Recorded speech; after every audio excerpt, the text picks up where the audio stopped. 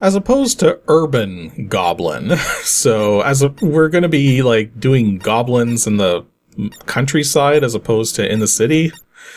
I don't know. I think it's pretty deep in here. Oh wait, there is 148, Rural Goblin. So let's see what's so rural about it and what's so goblin about it. Okay, when I think goblin, that's not what I think of. Also, is it just my imagination or have we heard this music before? Are we starting to reuse music across the different games here? Okay, so press start button and... oh, is this going to be like whack-a-mole? Actually, I can't do anything right now. Oh, yes I can. Wait, how is this... wait, do all I do is push the button at the right time? Okay, so it seems like what you're supposed to do is just push the B button when the goblin pokes its head out. And that's it. And then you don't go for the flowers, although it seems to have a separate score tally for flowers? Unless you're supposed to push the other button for it? No, the other button doesn't do anything. Well, it's saying here, mission completed. It's counting up all the goblins I hit. And yeah, the flowers definitely lose points. So your score, 5,800, mission score, 3,000. Mission completed. Our mission of bonking goblins on the head. So now what? Okay, so stage 1? Weren't we already on stage 1? Okay, right, don't bonk the flowers. But, yeah, you're not actually aiming your cursor or anything. You just push the button at the right moment, and you get points. This is just timing. Okay, so I made it to the end of stage 2 here, and managed to complete the mission again. It's increased the stage to 2 now. So it's weird, it's like showing you... it says I completed stage 2, and now we're doing stage 2 again? I mean, it's just a weird way of doing the numbering there. So, like, I mean, all you have to do to win this game is just keep hammering the button. Well, actually, if you keep hammering the button while a flower comes out, you're probably going to hit the flower. Although, that begs an interesting question. I am just going to hammer the attack button, or the B button, all game. And just see if I win. Because maybe the flowers don't take off enough points to make up the difference. Yeah, all I did was hit the button multiple times. Well, it says here mission completed, but it says my score is 4,800 and the mission score is 5,000? So isn't that mission not completed? I'm confused. Like, it's moving me on. Is it even checking? You know, that's a good question. I'm going to just hit a few goblins. If you can even call them goblins. They're just weird Pokeball heads with little hair tufts at the top. But yeah, I'm just going to hit a few of these. So once I'm up to 10... okay, and now I'm just going to let the timer run out. I want to see if the game actually has any contingency to stop. Because it almost seems like I should have lost the last one, but I didn't. Also, what is with the timer? It's like, it's not a hundredths of a second by any stretch, but that seems to be what it's counting. It's counting up by 10 for every frame of gameplay, and then increases the number at the left. Yeah, I got 2,000 points. My mission score was 6,000, but it says mission completed, and we move on. You can't lose. You're supposed to be... what is... holy jeez, this is like... when we see these games like this, which... we see these games here that are very low quality. I'm having trouble getting this thought out. Like, we have these low quality games here on this bootleg device. And the thing is that what we're seeing here with this game is almost like an alpha of a bootleg game. This isn't completed. Like, for starters, you don't control a cursor or anything. All you do is hit the button, And if a goblin or flower is up, you hit the goblin or flower. This is a one-button game, and all I'm doing is mashing the button, and I am winning. But then it doesn't even matter, because when it gets to the final tally, where it determines if you would have won or lost, you always win. Like right here. Counts up my score. I should have had 7,000 to win, but I had 5,900, and it's still mission completed. Move on to the next stage. So you know what? I'm not gonna hit anything. Let's see if I will still complete the mission with no points whatsoever. Okay, 49 and done. And look at that. Absolutely no points, but the mission is completed, and we move on to the next stage. This game is clearly not even finished. So that was RuralGoblin. First of all, well, okay, it is rural. Like, I mean, they got that part of the title right, but the goblins don't even look like goblins. They're just little balls with little hairs on top, come in multiple colors. And then you also got some flowers, and none of it matters because it's a whack-a-mole game that's not even finished. So, this is totally useless. Actually, just to drive the point home as to how incredibly incomplete this game is, I decided to keep on going because I was wondering, what happens if the mission score exceeds 4 digits? Well, there's your answer. We now have that many thousands of points to go for. That should be 10,000, but it doesn't have the provision in place to make that digit higher than 9. So, yeah, it's kind of, like, it's a similar thing that happens if you like wrap the score counter or the lives counter around in the original Super Mario Brothers. Because they never intended you to have more than 9 lives. Well, this game never intended to have more than 9,000 mission score. Not quite sure what to expect with a name like Sombreros, but I guess we're going to find out. It's game number 35 here, Sombreros. So, 1-player mode, we get 3 lives. Okay, so it's an overhead game. We're wearing a sombrero, I think. What do our buttons do? We got a shoot button, and nothing else. Although, that's kind of crazy. If I hold the turbo button down that I have set up in the emulation here, I shoot a lot of shots. Although if I hammer the button manually, I can get a pretty good rate going there. So is anything going to show up, or do we have to actually go? Oh, okay, we actually go up the road. Okay, it looks like we got cars and cones.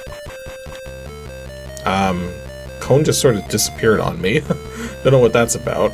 I got more cars, more cones.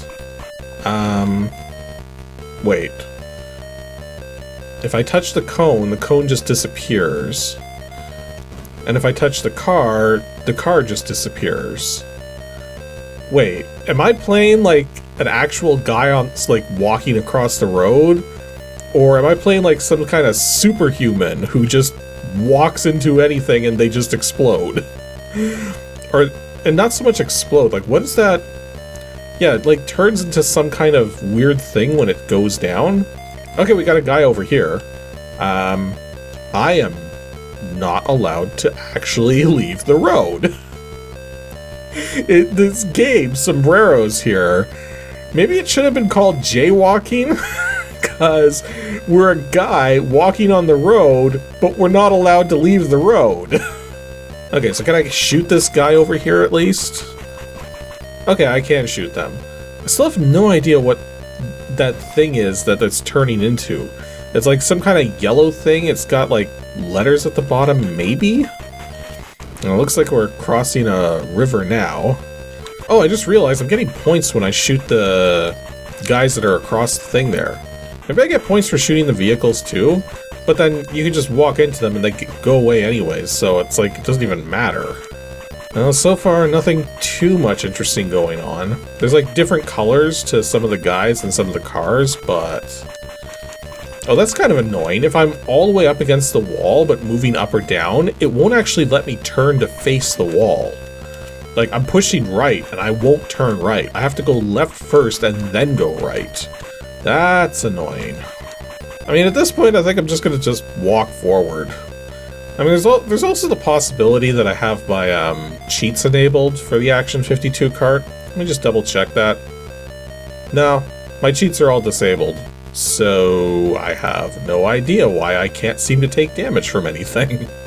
Actually, no, we all know the real reason. It's because Action 52 was shoddily programmed, and they probably didn't even put hit detection into this thing. Well, proper hit detection. Okay, we're on level 2 now, and we're not on a road anymore. We are now on just bare land. I have no idea what these things are. Okay, so can I actually... Nope. Running into the... Oh. Okay, I finally died. Still not entirely certain how that happened. Like, maybe we just have a lot of health. Oh no, I died there too. Interesting. Okay, so there's clearly more going on with the health and everything. Like, maybe we secretly can only take, like, 2 hits. Or no, I died in 1 hit that time. But then, nothing on the first level was deadly. Oh wait, now it is? What? Okay, you all saw before I was walking through everything without harm, and now everything is killing me on the first hit. Except the cones. I still can't die from walking into the cones? Okay, I've been doing some testing and I've figured it out. These cones are actually the sombreros. And the idea is, so long as you have a sombrero, you take no damage from hitting things. However, it doesn't matter how many sombreros you pick up, you can only have one at a time. And it's not helped by the fact that you can't actually see if you're wearing one or not. But the idea is if you pick up a sombrero, you will not take damage from anything. But the moment you hit something, you lose the sombrero, which means you are now vulnerable to taking damage. I don't know why I'm having so much trouble describing this system. It's basically an extra hit point system. So normally you die in 1 hit, but if you pick up a hat, you suddenly don't die in 1 hit. So that's how it works. Also, the other interesting thing I'm noticing here is that this game is not random. It seems like all the vehicles and enemies are in predetermined locations. Same with the colors that they're showing up as. So, yeah, I thought for a moment this would be random, but no, it's not. You know, I can pause the game. Let's see if I can pause the game. Oh no, I missed it there. Well, actually, let me rewind. And then, while we're rewinding... Okay, it actually says RIP, so it's supposed to be a tombstone? Looks more like a block of cheddar than a tombstone. So yeah, it looks like the secret here is to just find a line and go up it while shooting constantly. Because so far the enemies just seem to die in 1 shot, and I'm not too concerned about the score because it's an Action 52 game. It's not going to go very well. So yeah, we got different kinds of hats on this level, but I think the effect is still the same. You die in 1 hit, pick up a hat, you get an extra hit. Although in this level we only seem to have like other guys to shoot. We don't have any vehicles. So that's kind of weird. We went from a level with roads and cars, and now we're just out in the middle of nowhere shooting everybody. Although I have noticed there does seem to be a limit of just 1 guy on screen at a time, and because there's no vehicles on this stage, I'm only ever seeing like... I had a feeling I got hit there. Okay, so grab a hat. It means we'll be protected. Although I did notice the hats actually despawn if you don't pick them up fast enough, although you get a pretty good amount of time before they do despawn. Okay, yeah, I got hit there, so we'll pick up a hat again. And I got hit there too, so now I'm really in danger. So I gotta pick up a hat. Okay, got a hat, and get another hat. That's the name of the game. Get the hats and you're not gonna die. But if you don't have a hat, you're done for. And because your character sprite never changes, you can't tell when you have a hat and when you don't, because you seem to always be wearing one as your character sprite. Okay, the layout here is kind of changing a bit now. Now we got the walls sort of like closing in on us. Let's ride the side of the wall here to help reduce the chance that we get hit by anything, although I do need another hat now. I can sort of walk through these walls. Like, not very well, but... Okay, made it to level 3. Now we got houses going on, and the game is actually glitching out a little.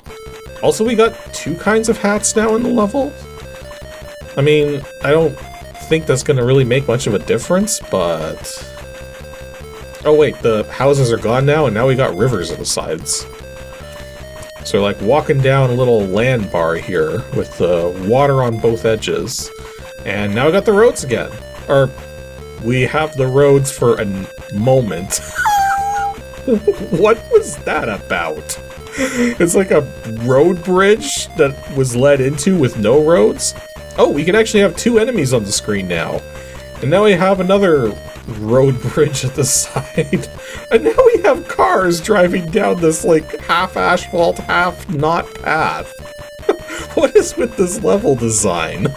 Okay, we're past the water. Never mind. Looked like we were past the water for a moment, but nope, got more water going on. Okay, now are we past the water?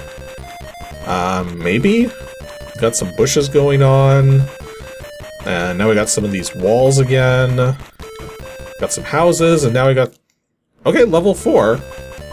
There seems to be a level 4. And this is actually different, or slightly different? It's slightly different from the first level, but so far it just seems to be another road going up. I mean, as far as Action 52 titles are concerned, I think this one has the most levels by far so far. What was the most levels we've seen so far? I think it was like 5 levels in one of these games. But, well, 5 levels that worked. Yeah, I have no idea how much longer this one's gonna go for. But so far it hasn't really been very challenging. Just keep mashing the fire button, keep moving forward, and be a little more cautious of taking damage if you don't have a hat on. You know, I'll give it this. Out of all the Action 52 games I've played so far, which admittedly hasn't been that many, but I'm also including ones that I've tried in the past. Okay, I was about to praise this game and say it's probably the most playable of the Action 52 games that I've played before, but we just beat level 4 and it sent us to level 1. So, this is a game with no end, it has 4 levels, and then repeats. So, yeah, like, I mean, it is playable, but it did not take long to get to the end of level 4 and repeat again. But I mean, that is one thing going for it, is the fact that this game isn't impossible like so many Action 52 titles are. You can actually play this one, you can actually get to the end of it legitimately, and you don't need to use any invulnerability, you don't need to use any codes or anything like that. You can actually play it. Which is not high praise, but that's something.